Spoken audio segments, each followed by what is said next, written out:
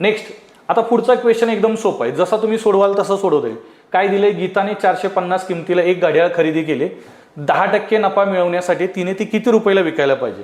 बघा 450चं घड्याळ आहे, किती रुपयाचं आहे तर 450 रुपयाचं घड्याळ. आपल्याला सांगता येईल 450 रुपयाचं घड्याळ 10% नफ्यानं जर विकलं, 10% नफा, तर इथं आपल्याला असं करता येईल, शून्याला शून्य कॅन्सल, या शून्याला हा शून्य कॅन्सल, नफा किती झाला व 45 रुपये. मग आपल्याला सांगता येईल हा नफा आहे 45 रुपये आणि घड्याळाची मूळ किंमत 450, असं 495 रुपयाला विकता येईल. एक हे करता येईल.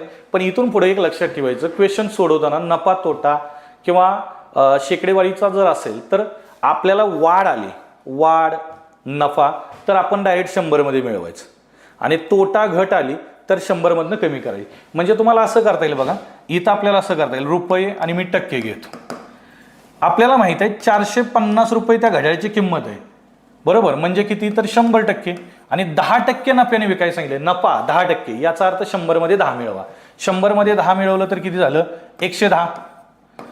110% म्हणजे किती, एवढंच पडदिशी करून घ्यायचं. लक्षात आलं. काय केलं, 450 रुपयाचं घड्याळ आहे, म्हणजेच मूळ किंमत 450 असेल तर आपल्याला सांगता येईल ते 100% आहे.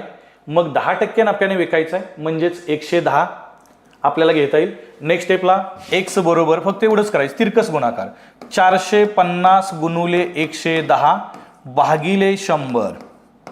या दोन शून्याला हे दोन शून्य कॅन्सल आणि मग आपल्याला गुणाकार करता येईल 45 गुणुले 11, म्हणजेच 11 पाचे 55, 55ला 5 हातच्या आले 4, 11 चोक 44, 44 आणि 5 49. म्हणजे ते घड्याळ किती रुपयाला विकलं पाहिजे 495ला.